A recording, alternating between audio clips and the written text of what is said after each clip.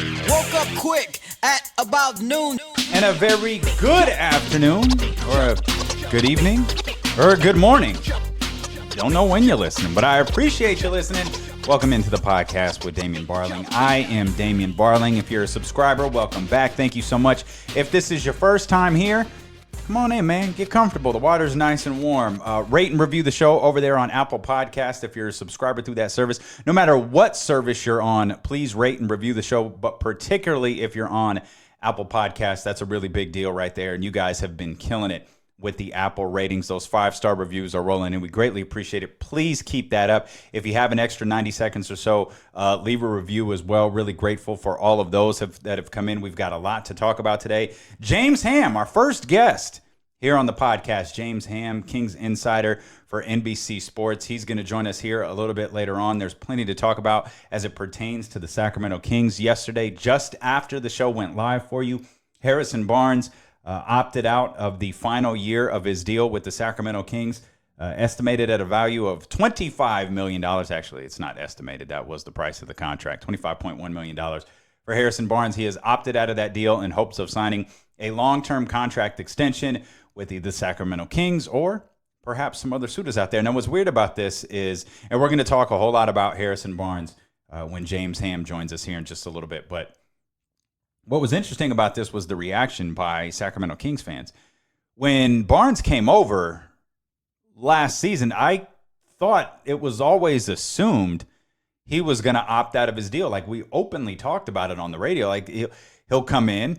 It seems that there's mutual interest already in signing a long-term contract extension come the offseason, but I thought the assumption was he was always going to opt out of the deal unless something went terribly, terribly, terribly wrong during his time in Sacramento, and there is no way that he could get $25 million on the open market over multiple years. I mean, things would have had to have been disastrous for that to happen for Harrison Barnes, but that certainly wasn't the case here in Sacramento, and I was just waiting for the announcement, and the announcement came, but the reaction from Kings fans was not exactly what I expected. So we'll talk to James Ham about that. Another note, and this is a callback to something we were talking about yesterday, Al Horford had opted out of his deal.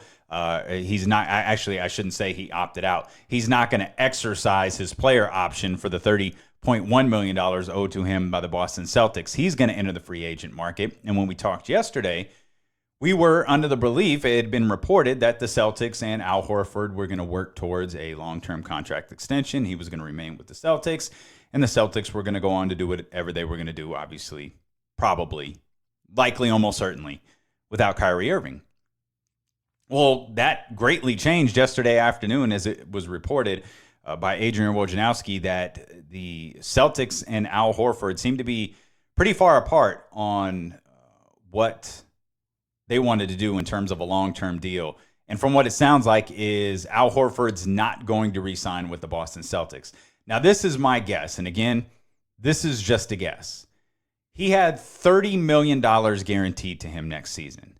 And he opted out of that deal already knowing that him and the Celtics weren't, or his team of agents and the Celtics weren't going to be able to come to an agreement that was close to the amount of money or years that he wants. I'm guessing, I don't think I'm guessing, this seems to be what's out there. He wants a 4-year deal, probably in the range of $100 to $100+ million. I mean, he's coming off a deal with the Boston Celtics that's 4 years, $113 million. I'm guessing he's going to want something along those lines, something very, very close to that. And while he is not exercising his option for the 30.1, I feel like maybe he has a pretty good idea of where he's going to sign on June 30th or the days to follow.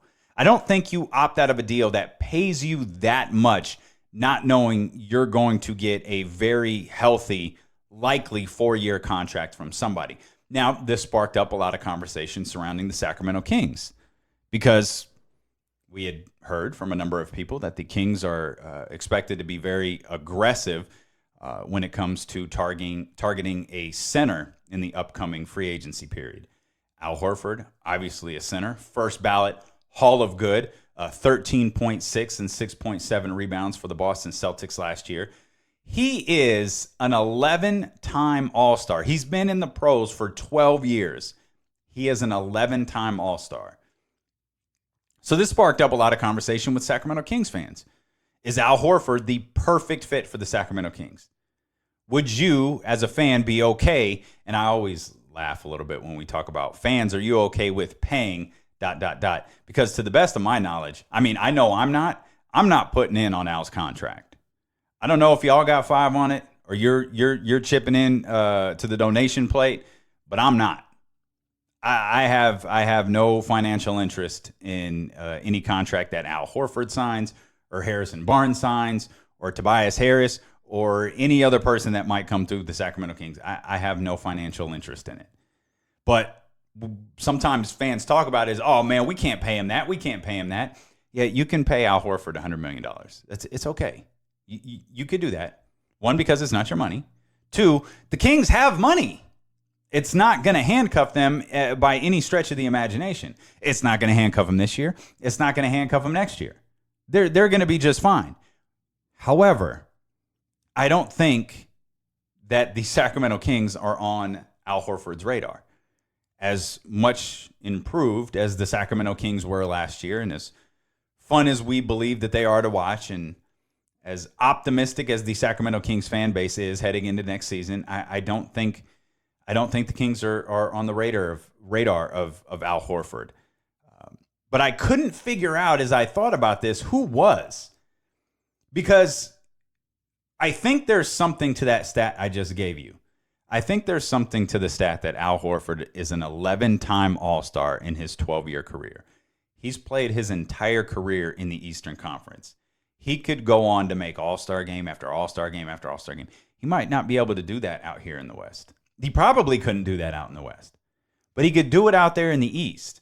So I feel like he's going to stay out there in the Eastern Conference. But the question would be, to who? Like, who are you confident enough? If you're Al Horford or you're Al Horford's agent, who are you confident enough that has an interest in you that's not relying on being turned down by another free agent? Because the first teams that come to mind, well, the Brooklyn Nets. Al Horford would be a great fit for the Brooklyn Nets. Yes, you're absolutely right. But we've heard 2 other free agents tied to the Brooklyn Nets as well. Kevin Durant and Kyrie Irving. Unless we hear something different from either one of them before June 30th, then I'm going to guess those 2 are going to be the priority of the Brooklyn Nets.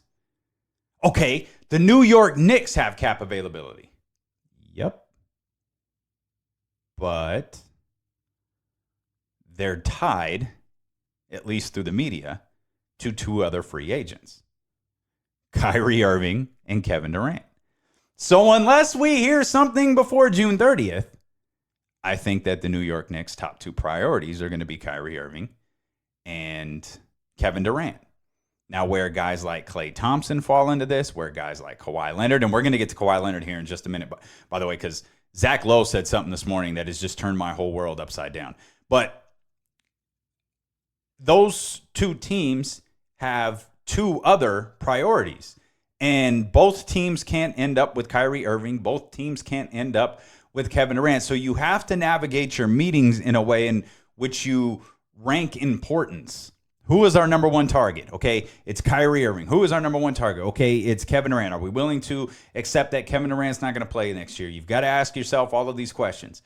There's one team, unless I'm missing something, there's one team in the Eastern Conference that we haven't heard tied to KD or Kyrie Irving.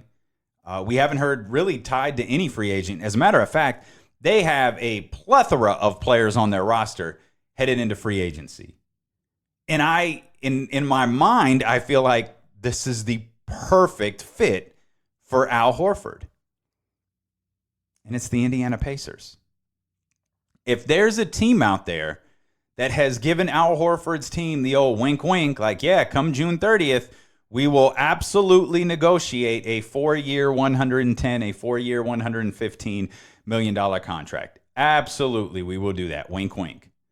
But we'll do that on June 30th. Not today, because we can't do that today, because that's against the rules of the collective bargaining agreement. But on June 30th, sure, we'd love to talk to you about a 4-year, $110, $115 million contract. They're not relying on anybody else turning them down. If the Pacers make Al Horford their top priority and get him on June 30th, they can immediately act with some of the free agents that they have on their roster now. Guys like Bogdanovich is a free agent. I assume they would like to keep him. Wesley Matthews, Darren Collison. I'm not sure what the price point is going to be for either one of them. They were both very, very serviceable for a Pacers team that greatly, greatly overperformed following the injury of their best player, Victor Oladipo. Thaddeus Young is also a free agent. I think the Pacers would like to keep Thaddeus Young as well. So if you're able to target, if you have an idea that Al Horford will say yes to you on June 30th, you can lock up Al Horford right away and then work on re-signing guys that are already with you. Guys like Bogdanovich, guys like Thaddeus Young. And then a healthy Victor Oladipo coming back, a great coaching staff, Nate McMillan and his crew, and the Eastern Conference. You telling me that Pacers team isn't competing next year? I think there's something to this. Chris Middleton declined his $13 million option with the Milwaukee Bucks, and the two groups are working towards a long-term deal. Granted, we heard that just yesterday as it pertains to Al Horford and the Boston Celtics, but I don't think this is a surprise to anybody, much like the Harrison Barnes situation here in Sacramento. A little bit different in the sense that Harrison Barnes is probably looking for one last big payday in his career, while Chris Middleton greatly outperformed his $13 million contract, and he's probably looking for the first big payday of his career. But looking at what the Bucks are dealing with, and even teams like the 76ers, who have a lot of young pieces who are going to be coming up on a lot of really good young pieces that are going to be coming up on contracts in which you're going to have to pay them. Like, is this the downside for teams like this? Like, how long is the window going to be open for teams like the 76ers and the Bucks? Because you're going to have to pay those guys. Like, they're going to have to pay Chris Middleton now. There's going to be an obnoxious amount of talk regarding Giannis Antetokounmpo coming up really, really soon. Then you got a whole bunch, Ben Simmons. You got to decide if he's going to be your point guard in Philadelphia for the long term. You've got a lot of young guys there in Philadelphia that you've got to lock up. So this is the downside. And unless you have the approach that Joe Lacob, the owner of the Golden State Warriors, and Bob Myers, the general manager of the Golden State Warriors. Obviously, Bob Myers needs the thumbs up from Joe Lacob to go about this because he's spending his money.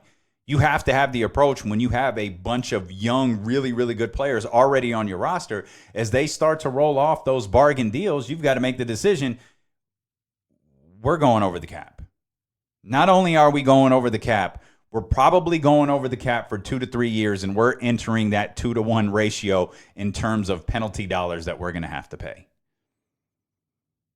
That's a tough spot. I mean, that's a tough spot for the 76ers and the Bucks. Now, granted, you'd like to be in those positions because it means you have a roster full of really good players. For the Warriors, it's easy to justify because they've won championships. But the 76ers and the Bucks, they're starting that journey. And, one of them or both of them are going to have to win a title to really be able to justify going a $2-to-1 penalty over the salary cap into that luxury tax penalty. Because you don't want to be what Toronto was before they won, right? Which is probably another reason why dumping DeMar DeRozan's contract in exchange for the opportunity to have 1 year to win a championship was probably the best thing for them. Because they got that title, and even if they lose Kawhi, they're not going to wind up in salary cap hell. This is what the Houston Rockets are dealing with, where people talk about Chris Paul's contract. People talk about Chris Paul. The slander on Chris Paul is extraordinary. We talk about Chris Paul like he sucks.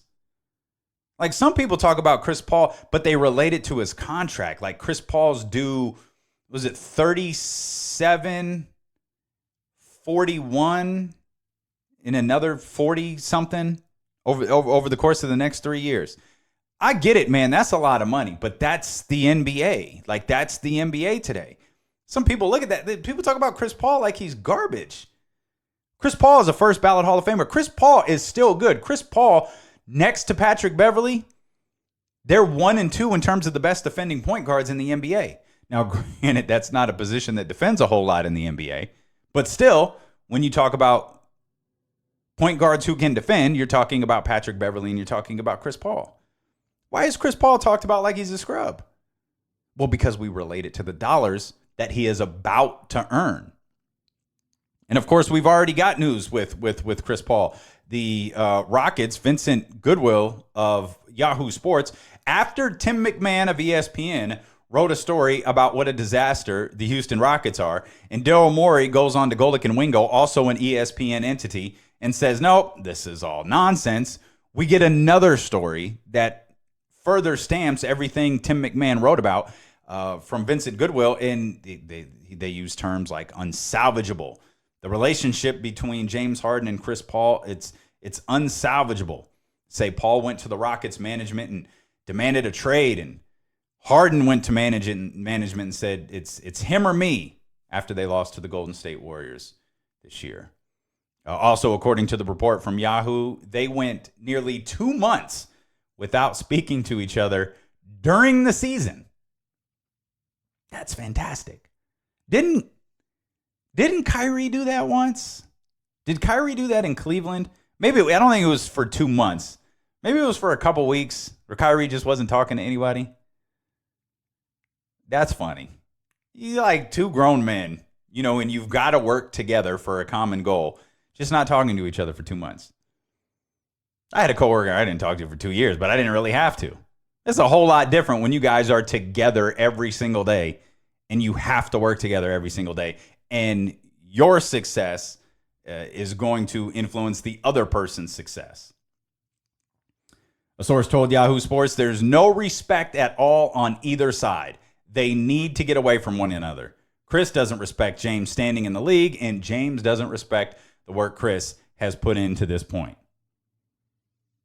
Chris Paul coming off of one of his least productive years of his career. And maybe that's where all the slander comes from, is we remember the last thing we saw. And we feel like, well, Chris Paul wasn't very good this year. Chris Paul missed a lot of time this year. Therefore, Chris Paul is now deemed trash. I don't get it, man. I'm still a Chris Paul guy. And I'm definitely not a James Harden guy. So if this is one of those Kobe Shaq situations and you've got to take sides, I'm taking the side of Chris Paul. 10.5 times out of 10, I'm taking the side of Chris Paul. Of course, Daryl Morey is denying all of this. He says it's definitely not true. It's ridiculous. When asked if Chris Paul or his representatives have asked to be traded, Daryl Morey responded, no.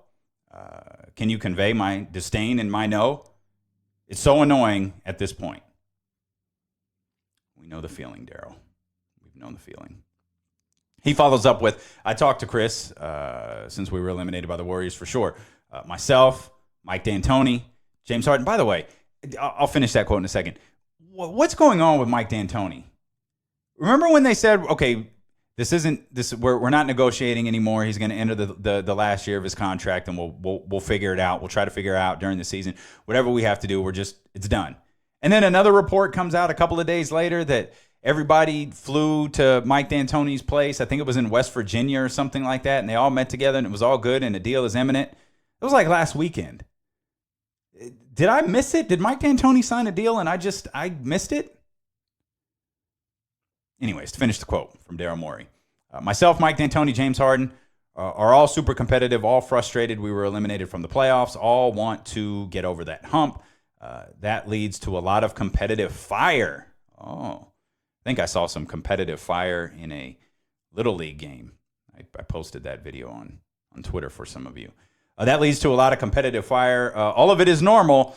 We're all in the same boat, pursuing the championship. It wouldn't be a banana boat, would it? Huh? Never mind. Sorry. We're all frustrated. We're not there, but there is nothing past that. Anybody buy that? Like, at all? I am not buying any of that. The fact that you acknowledged, you said everything right. I've talked to Chris since we were eliminated. We're all competitive. We're all frustrated. We all want to get over the hump. And then you threw, well, there's a lot of competitive fire. Okay. What does that mean? All of it is normal. Okay, the fact that you pointed it out, it's all normal, leads me to believe that none of it is. We're all in the same boat pursuing a championship. We're all frustrated. That right there leads me to believe that those two have probably tried to kill each other at some point. Whether it was during the season or in the postseason, those two have probably tried to fight. Just beat the crap out of each other. I don't buy anything Daryl Morey says, other than when he says I'm obsessed with the Golden State Warriors. That is the absolute only thing that I buy. A little bit more Rockets news, I guess. I don't know if this isn't necessarily news. It's rumors. The Rockets are expected to pursue Jimmy Butler and be aggressive in their pursuit. He is seen as an ideal fit on both ends of the court and in helping push the Rockets to the top of the wide open West. Jimmy Butler. Nothing says, let's level out this hot-headed situation like bringing in Jimmy Butler. That is a solid strategy on behalf of Daryl Morey and the Houston Rockets. I had mentioned Kawhi Leonard, and I had mentioned Zach Lowe a few moments ago. I was up this morning watching Get Up, and I guess, like I've said this for years, I guess I'm the only person who's a fan of that show. I really do enjoy that show significantly more than some of the other stuff ESPN puts out. I really do like Get Up. I think it's a quality show. And they had a nice little roundtable going today with Jay Billis and Zach Lowe. And Zach Lowe said something as I was, doing some other things, and it caught my attention. I heard it. No one followed up on it. He just said something, and it sparked my interest, and I got to working. Like I did with when I was trying to figure out who the team who's going to sign Al Horford might be.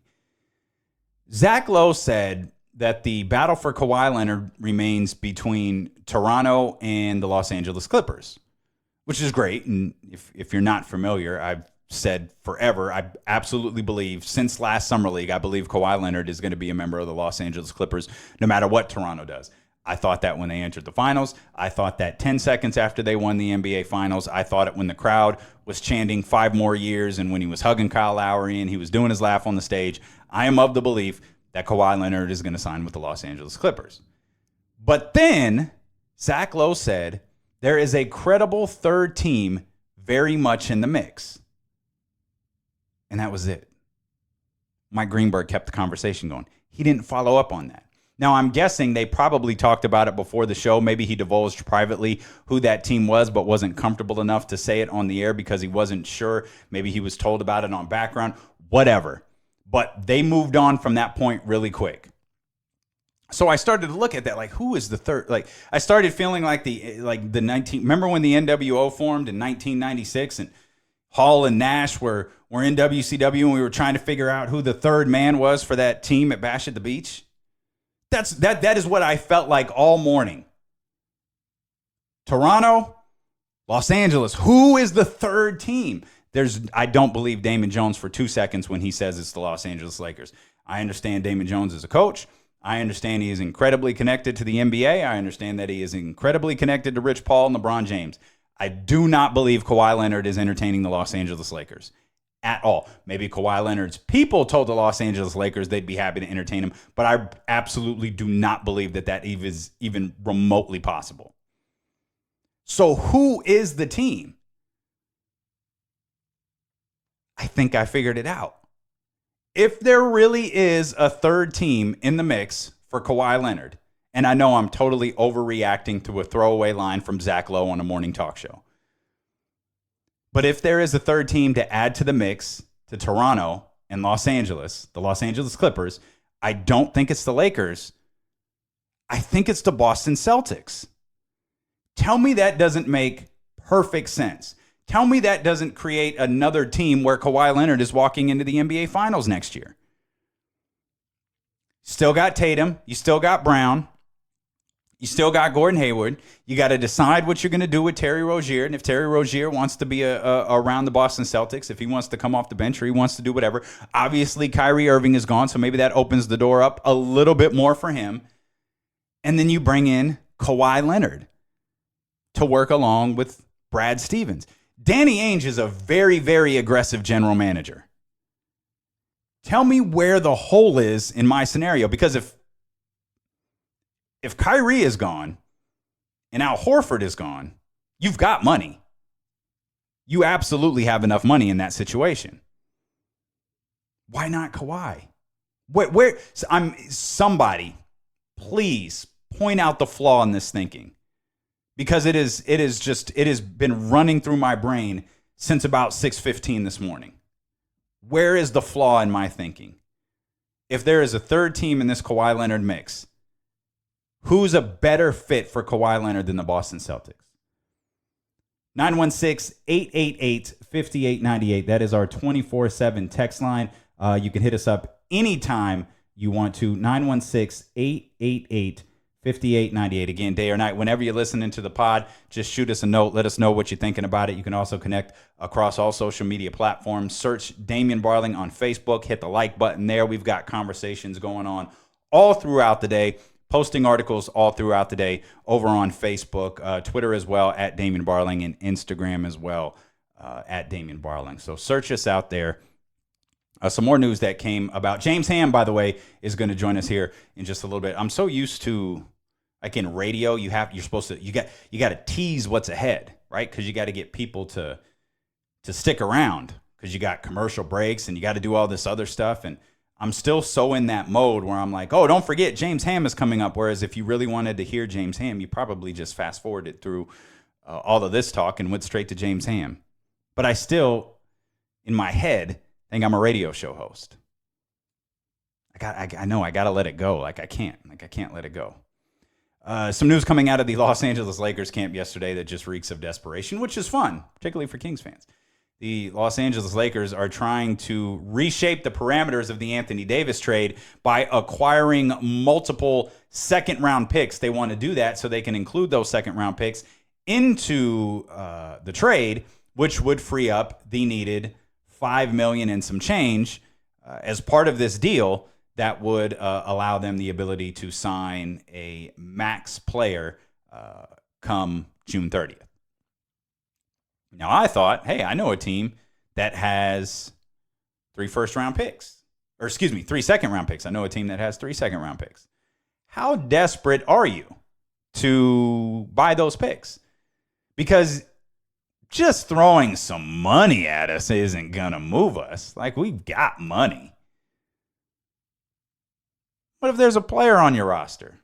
I don't know. Mo Wagner, Isaac Bonga, I don't know. Jamario Jones, they're not sending Kyle Kuzma over. Maybe you can snag. I don't know that they have any draft picks left to steal. I'm just trying to figure out a way. How could the Sacramento Kings make life as miserable as possible moving forward for the Los Angeles Lakers by sending a couple of second-round picks their way to help them facilitate this deal?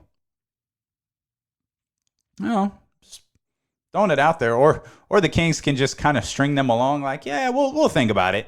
We'll talk. Let's talk Thursday. Let's talk Thursday around 4:45 p.m. Pacific Standard Time. See how you're feeling then. Because I don't know of any team that's going to be in a rush to help the Los Angeles Lakers, who just acquired Anthony Davis, work out a deal so they can acquire another free agent coming up in just about a week or so. But it was funny watching the reaction, because you're looking at it like shaking your head like the Lakers have. This is all, again, because if you were tuned into yesterday's show, this is all because of Luol Deng. Again, hindsight is 20/20. I get it. Or as we said yesterday, hindsight is a bitch, because everything looks a lot clearer when you look back on it. At the time, buying out Luol Deng made perfect sense. If they hadn't, Luol Deng would be completely off their books. But they bought out Luol Deng. They stretched his money, and here they are with an immovable $5 million that's costing them the ability to sign another max player. Speaking of max players, Mike Conley is headed to the Utah Jazz. We believe that the breakup between Mike Conley and the Memphis Grizzlies has long been in the making, particularly after last season. They got off to a really, really strong start with Jaren Jackson as their guy, and then things just kind of fell off pretty rapidly, pretty badly.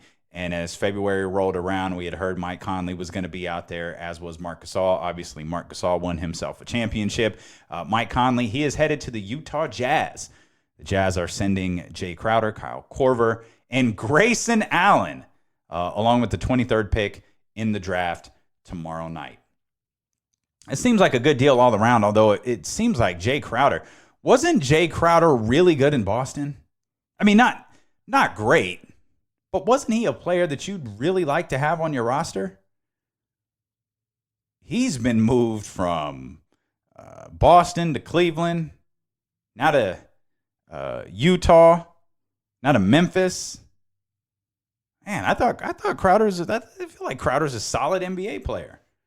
Kyle Korver, he just bounces around on his own, so I don't think this means anything to him. Grayson Allen, no, whatever. But the Jazz roster now: Mike Conley, Donovan Mitchell, Rudy Gobert, and Dante Exum. Dante Exum I mentioned because he was a really solid defensive player throughout the last year and some change, particularly in the postseason. It's a nice little lineup right there. Is the Utah Jazz going to make a step? Are they going to make a big step moving forward? Something to think about as we head into the offseason. We talk about the teams that are, kind of making that come up, like the Sacramento Kings, like the Dallas Mavericks, for example. I'm kind of high on the New Orleans Pelicans right now, especially if they get Bradley Beal. Now, that rumor doesn't feel like it's gained any traction, but the draft is tomorrow. I just feel like they're going to move that pick. I don't think they want another young guy. I don't think Griff wants another young guy. But we'll see. I like the Pelicans, though. But we haven't really talked about the teams that are already in the top 8, that have already been in the playoff picture. Are they going to make an ascent? Like the Utah Jazz are making moves to get better. Is there anything Portland can do right now to get better? Is there anything that the Oklahoma City Thunder can do right now to get better? We're hearing what Houston is trying to do to get better. Whether they are or they aren't. Like, I don't care if they sign Jimmy Butler or they don't. Like, they're not winning a championship. The Houston Rockets are not winning a championship. But we got to start looking at these teams that are kind of already in that mix. Everyone believes, well, the Lakers, they're a shoo-in for the playoffs. They're a shoo-in for the Western Conference Finals. The Los Angeles Lakers are a shoo-in for the NBA Finals. Is it Groundhog's Day? Because I feel like we talked about all of this last year. Didn't we do this last year right around this time? Not that I don't expect the Lakers to be good, but the only thing that's given me pause, and we said this on Monday, the only thing that's given me pause to think, the Lakers could come out of the conference is the fact that I refuse to believe in the Houston Rockets. I just named a couple of teams that haven't made any leaps forward to get better next year and take control of the conference. And then we know how decimated the Golden State Warriors roster is. I absolutely believe the Warriors will still be good. I think they'll easily make the playoffs next year. I just don't know if we're talking about them competing for a spot in the NBA Finals, missing 2 of their most important players, whether one is signed with them or not. Follow up to yesterday, I think I had mentioned this in the podcast. The New York Knicks have declined a recent trade offer that would have sent the number 3 overall pick to the Atlanta Hawks in exchange for the 8 and the 10.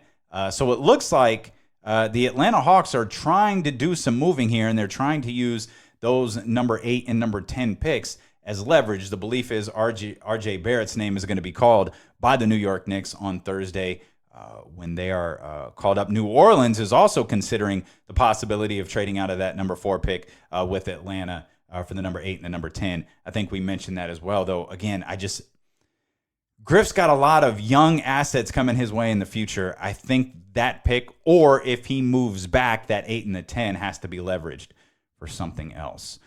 We'll talk about a couple of baseball stories here in a few minutes. One really good one really bad one. One actually a follow-up to something we were talking about last week. Also, on this day in sports on the way, as well as your questions and your comments here to wrap up the show. But let's bring in my man, James Ham, Sacramento Kings insider for NBC Sports.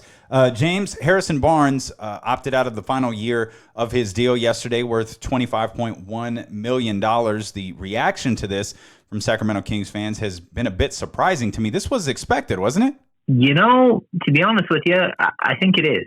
I don't know if it's what they expected, but I think it's kind of what they were hoping for, at least from what I know. They're hoping, they're confident that they can sign him to a long-term extension, and by opting out, you might be able to do a couple of things here. So if he would have stayed in his contract at $25 million and then gone right into, you could have extended him after the season or after the summer. You could have extended and given him a 3-year extension, sort of like what the Kings did with Rudy Gay a few years ago. He opted into his $19 million deal, and then they gave him a 3-year deal on top of that. But by opting out, what he does do is he frees up the Kings to do something different here on the front end.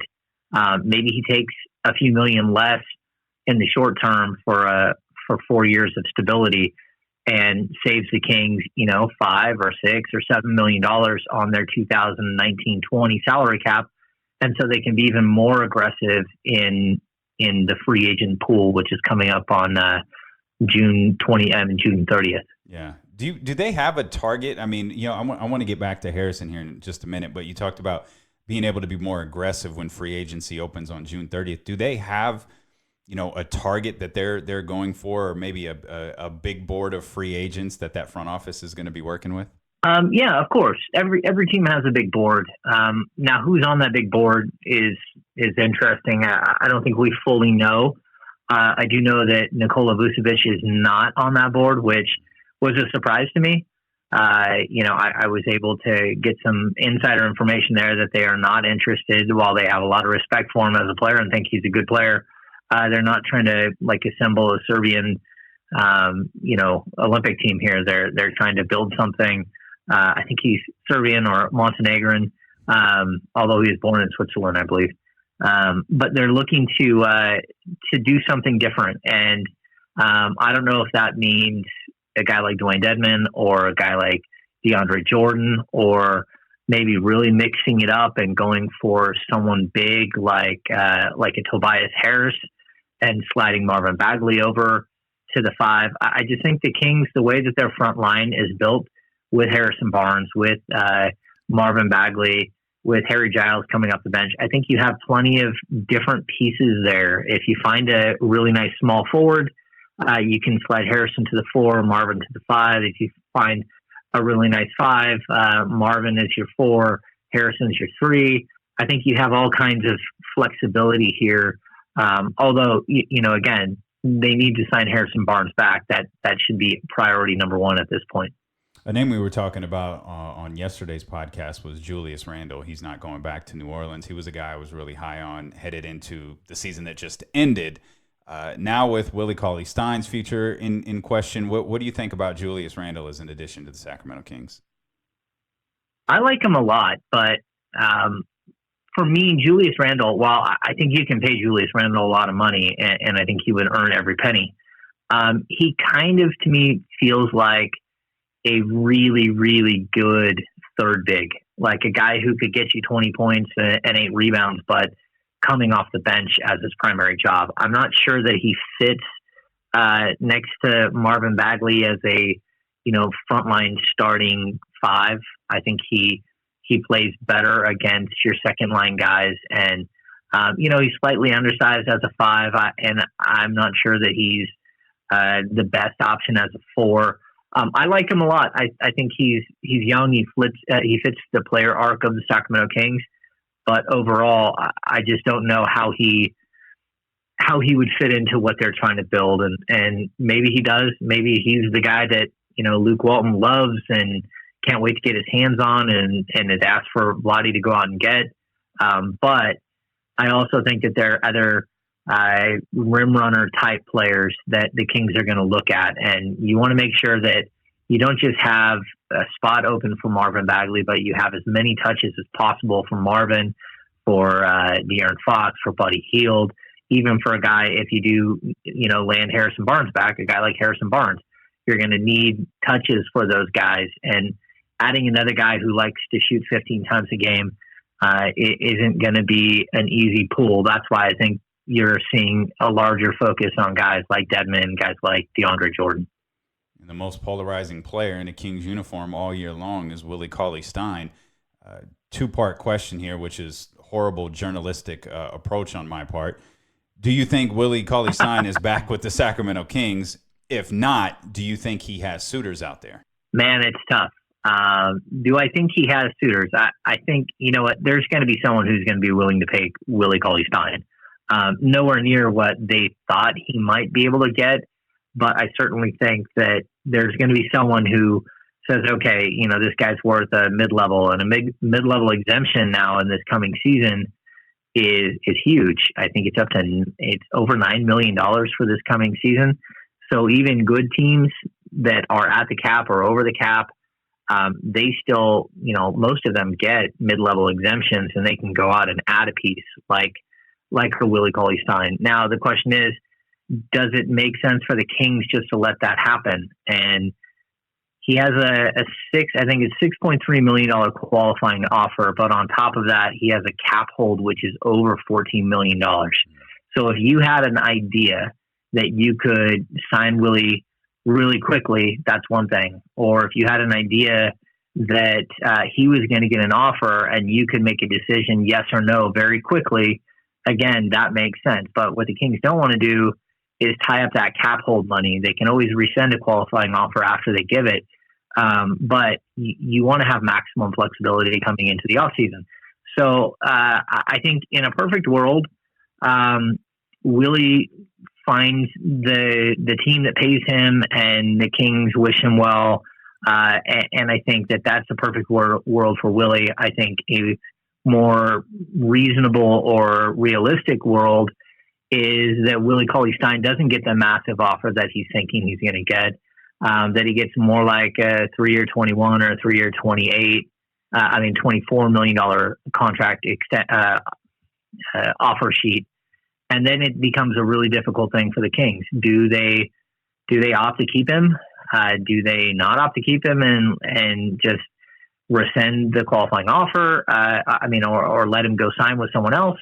I think it becomes difficult because it's for all the fan angst with Willie. If you look at his player efficiency rating, if you look at his advanced metrics, he's really not that bad. And he does exactly what this team needs, which is rim running. And if you think you're just going to go out and find someone who's just much better than Willie, you might be able to find a couple of guys that are better. But even a guy like Dwayne Dedmon, while he can shoot the three and he's a little bit better shot blocker, not much. He's not a great rebounder. He's 3-4 years older than Willie Cauley-Stein. So I'm not sure that he's a massive upgrade. And so you're really kind of hemming and hawing about who is Willie. So I think there's an outside shot that Willie gets a reasonable offer sheet and that the Kings match that offer sheet just because they don't want to throw him away as an asset. And whether he's a starter or he's a backup, it doesn't really matter. He's an asset to them, and they would look at him in that way and then make a decision down the road about where he fits and what his future is with the team.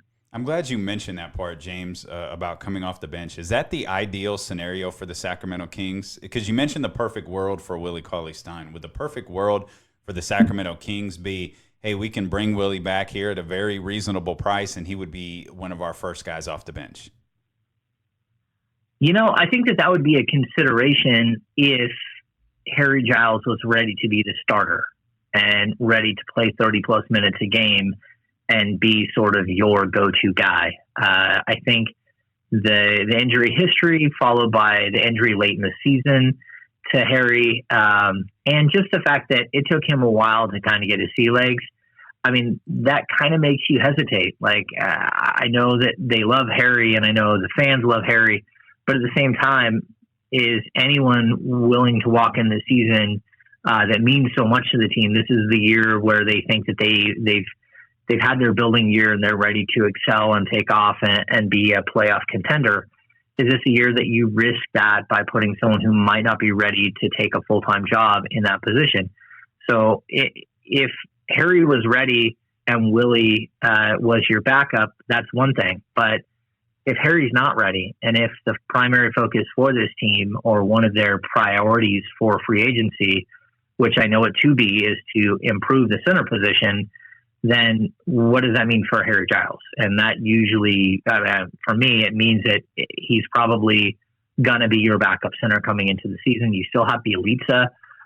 You still have Harrison Barnes that can slide over and play a lot of 4. So you still have a lot of bodies there. But you're going to need some players that fit with what you're doing, which is why, again, like we bring up a guy like Dwayne Dedmon, or DeAndre Jordan, both of them, I think Dedmon's 29 going on 30 and Jordan is 30 going on 31. Well, if you sign them to a 3-year deal, it doesn't really impede that position long-term from Harry Giles because you don't have that much invested. Down the road, you could see a time where if Harry does take the next step, you can slide him in and move that player to the bench and, you can move forward. I just think that adding Willie Cauley-Stein to that position, you're either burying Harry so deep on the bench he's never going to play, or he's coming back. Willie's coming back as your starter until Harry is ready to assume the role. And I'm not sure that really helps you get over the hump this season. What part of Harry's game do you think needs the biggest amount of growth headed into next year? He had 2 or 3 seasons in his lone season in the league. He had the first part of the season where really he was unplayable. And I'm a big advocate of Harry Giles. I think he's just a tremendous young man. You're not supposed to rah-rah for these guys, but you can root for a good story and you can root for a good kid to have good things happen to him. And I thought coming out of the gate, he was too excited. He got in foul trouble. He turned the ball over. And he just wasn't himself. A couple of trips to the G League, I think, were humbling for him. And he came back, and I thought during that middle stretch, he was really, really good, especially in the games where Marvin Bagley went out. You saw that Giles could be a primary scorer in the post for you on occasion. Maybe not something you want to go to all the time, but I thought it was interesting that midway through the season, Dave Yeager clearly had got to a point where he had felt comfortable running the entire offense through Harry Giles in the second team. And when you pulled Harry Giles out, the team got worse. And to me, that was a big sign that, look, they can do some really cool things with Harry Giles in the future. I think the biggest thing still, he needs to improve his jumper, which he knows. We saw flashes of his athleticism, but he was not 100%, and he was not able to do it every single step of the way, which surprisingly, I don't think hurt him as a scorer as much as it hurt him as a rebounder. He really was not a very good rebounder per minute last year. So I think, shoring up the jumper a little bit, just getting stronger and being able to hit the glass a little bit harder, that would be my emphasis for Harry Giles to take the next logical leap and become an everyday rotational player in the NBA. I prematurely took the focus of this conversation off of Harrison Barnes. I did want to ask you a couple of more things pertaining to him, with him opting out of the deal. What do you think his price point is? If the idea is to negotiate, I'm assuming $25 million isn't on the table, not just for the Sacramento Kings, but for any team in the NBA in terms of a 25 per. What do you think the price point is for Harrison entering free agency on June 30th? I think his price tag with the Sacramento Kings is higher than it is elsewhere. And that's because, number one, the Kings need him really badly. They need that combo forward that can play both positions and can shore up that small forward spot for him. I'm not one of the people who prescribe to him not being a small forward. I just don't get it. I think he played well enough at the small forward spot last season, and I think he's someone that you can build around because he's young. The maturity is there. He's a good locker room guy. He's a guy who's won. So all of those things, considered, I still think that he was pretty wildly overpaid. But, again, the NBA salary cap just keeps going up, and I think we're 2 seasons away from it being at $120 million. Right now it's going to be 109 for this season. So, do I want Harrison Barnes eating a good, 20% of my cap or 18% of my cap? I'm not sure. But if I'm the Kings, I'm going to have to pay it. So if I'm the Kings, again, I'm hoping that he would take a 4-year, $72 million contract, and it may take a 4-year, $80 million or 4-year, $84 million contract. And I know for some people that's just absolutely crazy. But again, he fits the player arc of this team. He's the same age as guys like Buddy Hield, Bogdan Bogdanovic, Willie Cauley-Stein. They're all in that same 26, 27. He's going to be a very serviceable player the entire time. And eventually you're going to have to spend money, and you're going to have to spend money on Fox coming up. You're going to have to give Buddy Hield an extension. You're going to have to spend massive amounts of money on Marvin Bagley, a few years from now. But what you would hope is that as Barnes kind of plays out this next, if he were to sign a 4-year deal, you would have him carry a lot of your load as far as salary cap. And then as you get to those extensions for the younger players, they start to eat into your salary as well. And then Harrison would, of course, be a player that you're looking to replace when he's 31, 32 years old, or he wouldn't sign for $20 million a year. He'd be a much, less expensive option. So again, I think, if I'm the Kings, I would love a 4-year, $72 million deal. Maybe that doesn't get it done. But if it does, that means that you're paying him $18 million a year, and they just freed up a huge amount of cash in this offseason. $7 million would be another tremendous amount of money to walk into the summer where the Kings already have just a ton of cap space. Who makes more money next year, Harrison Barnes or DeMarcus Cousins? Harrison Barnes, no question. But Bile, isn't that crazy to think about? Like, he's probably going to make a lot more than DeMarcus Cousins. It's crazy. A guy like Alan Crabb might make more career-wise than what DeMarcus Cousins will make. It's really surprising how the turn of events and how everything worked out for DeMarcus. I feel for him, but I don't know that anyone is going to be gambling. If someone wants to gamble and do a 2-year, $20 million deal, but not at $20 million a year, $10 million a year, I can see that this offseason. I could also see him going to a team and kind of doing the $5 million thing and trying to prove his worth again. But multiple leg injuries is a massive, massive concern for a man that big, and it's just shocking how things have played out for him. A week before he was traded, Vlade Divac told Mark Stein that he was going to sign DeMarcus Cousins to a $200 million contract extension.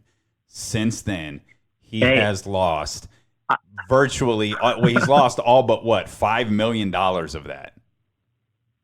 Hey, I broke that story long before Mark Stein did. Oh, there you go. My apologies, man. My apologies.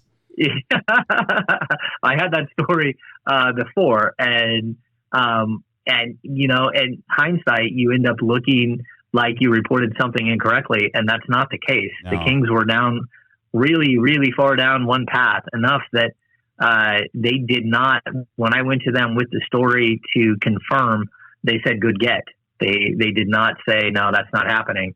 And so, it's just an incredible turn of events that a guy could not just, because the initial thing is, oh man, that just cost him $50 million. He's not going to get the $220 million deal. He's only going to get the $170 million deal. And now we're looking at that $220 million, and he's only made $5 of it. It's just absolutely shocking. How is he going to make up that money? And, he's not a guy who squandered his money. He's got a lot of money put aside. I know that for a fact. And it's not like he's dying here, but it does hurt. It hurts because, he was on a path to be a Hall of Fame type player. And I just don't know that he can bounce back and get to that point. There was even a report, and now the particulars of it are sketchy. The Pelicans did offer him a pretty healthy contract post-injury, didn't they? Maybe I'm making that up. No, you're not making it up, but I don't know that that's exactly accurate. Okay. That was a report that was out there that he was offered a 2-year, $40 million deal. What I've heard is that is not the case, okay, and that New Orleans was not willing to bring him back at that price at all. But you're not, that is something that was out there that was reported like multiple people. You just got to remember that this is this is that time of year where even the best reporters get information from people that may or may not be 100% factual, and they're not reporting incorrectly. They're reporting what is being told to them, and sometimes you got to vet stuff a little bit better. But at the end of the day, if you have someone that you've trusted for a long time telling you that your free agent, that the Sacramento Kings have major interest in your free agent player, like a Morris twin, but that's just not the case. Mm-hmm. And the Kings do not have interest, and so those are things where it's just intriguing that things at this time of year, the free agency window, the draft window, there's a lot of smoke screen, a lot of misdirection. You try not to get caught up in it, and you try to be careful with it. But you can only trust your sources. I mean, you have to trust your sources if you believe in them. And that's why even like the Vucevic deal, saying that the Kings have no interest in Vucevic, that's going on a limb for me. But at the same time, I trust the sources that I have on that. And, I was willing to write it. And if I'm willing to write it, I'm willing to back it up. Hammy, you've been so great with your time. I don't want to keep you much longer, but we skipped right into free agency and didn't acknowledge Thursday is the NBA draft. Normally, Kings fans are very nervy and antsy trying to make sure that they get the guy that they want here with their draft pick, but this year is obviously a little different. Nothing in the first round and a plethora of picks there in the second round. Do you expect any of these guys to play any sort of role? Do you expect any of these guys that the Kings are looking at to play any sort of role with the Kings next season? It's just so hard to gauge. I've never seen anything like this, and it wasn't just Sacramento Kings. So the Kings had 17 workouts of 6 players. Tyler Guy was one guy who came through twice out of all the prospects. He's the only player who came through twice. That means that the Kings brought in 101 different prospects. Again, I've done this.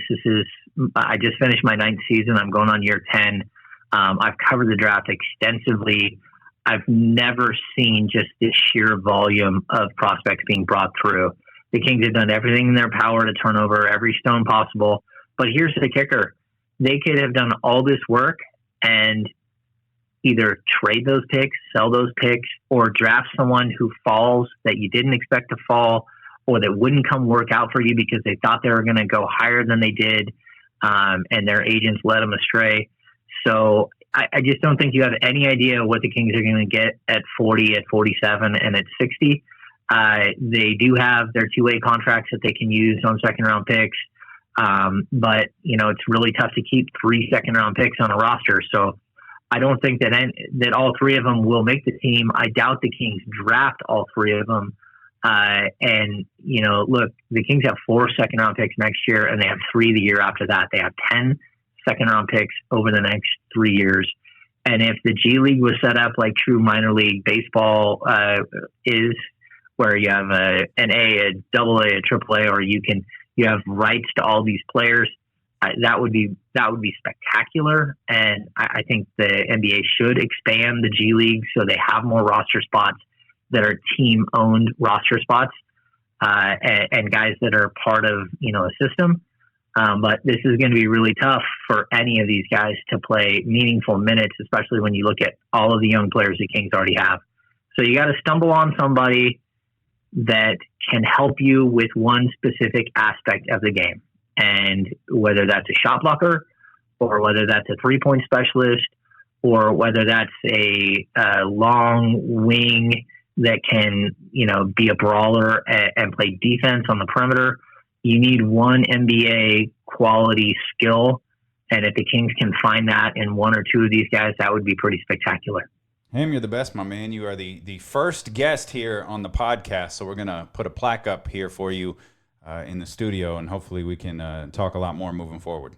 Yeah, sounds good. Thanks for having me. James Ham, NBC Sports, Sacramento Kings insider.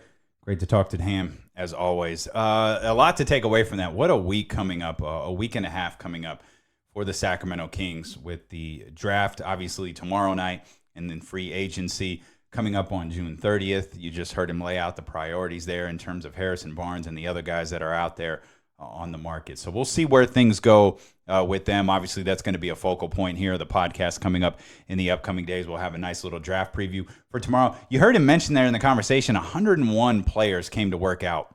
I don't know how to dissect who the Sacramento Kings are going to draft in the second round, and I'm not going to. Just because it's draft time, I'm not going to be one of those guys who pretends to be a draft expert. I'm pretty astute when it comes to Zion and RJ and Ja Morant and some of the other guys going in the lottery. But once we start creeping into the second round, I mean, I do not have a background on the 101 guys that came to work out for the Sacramento Kings. I have no idea what direction they're going. And as you heard Ham mention there at the end, they might not even draft all three of those.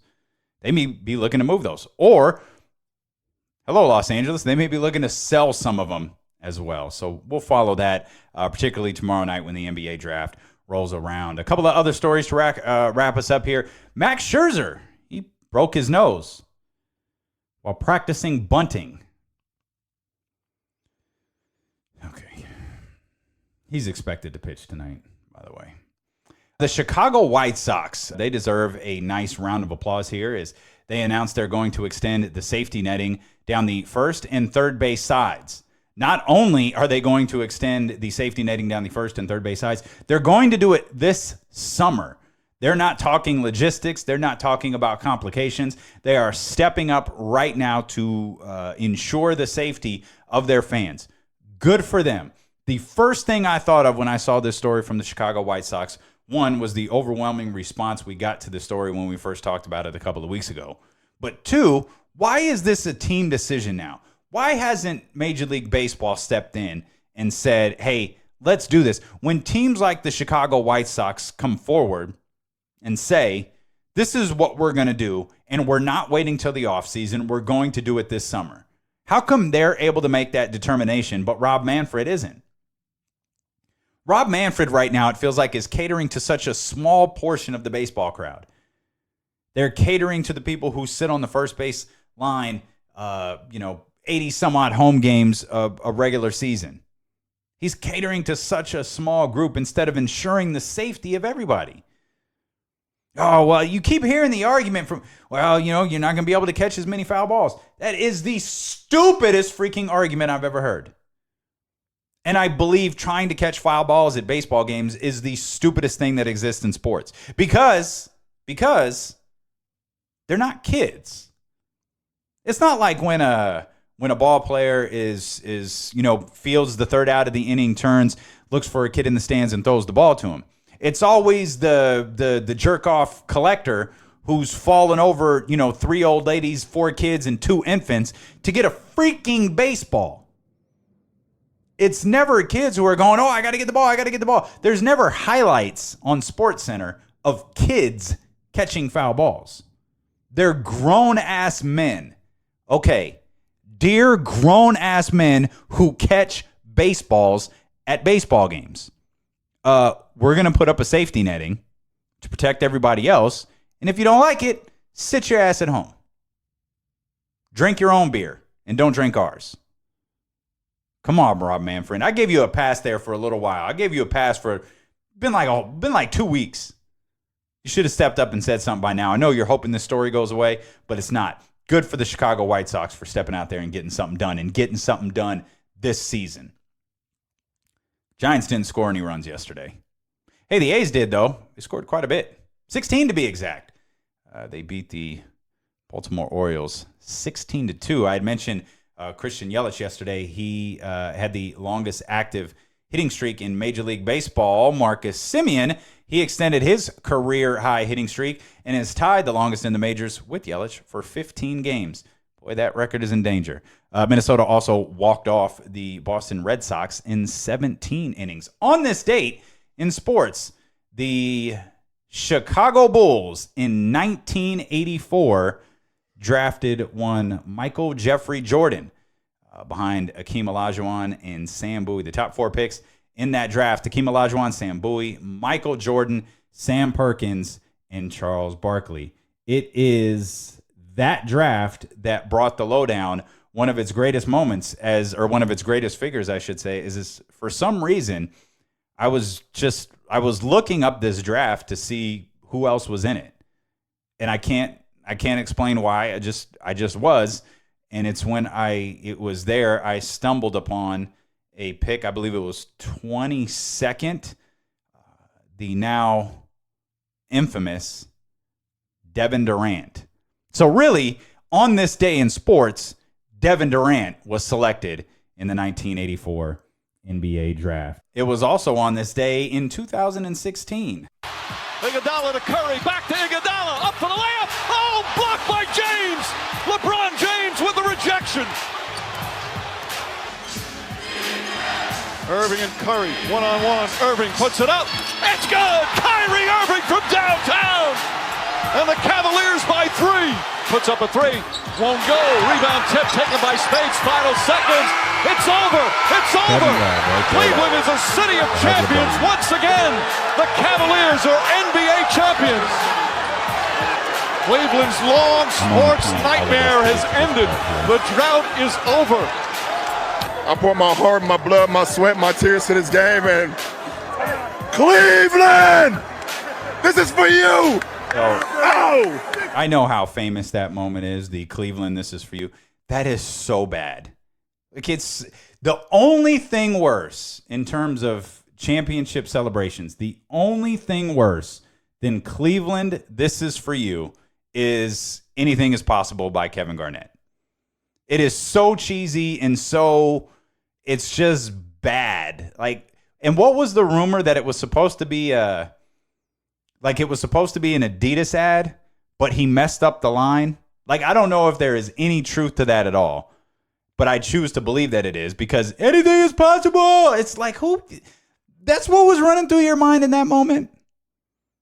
You just won the championship and you just had to yell anything is possible. But the line for, what was the Adidas campaign slogan? Was it impossible is nothing? It was something, but whatever it was, Kevin Garnett got the line wrong. And I will forever believe he was trying to do a commercial and Adidas had offered him, $10 million, $15, $20 million, whatever, if he blurted that out if they had won the championship. I don't know what that Cleveland this is for you is. It is so cheesy. Come on, Bron. That's so weak. It's so weak. Ruined such a great moment.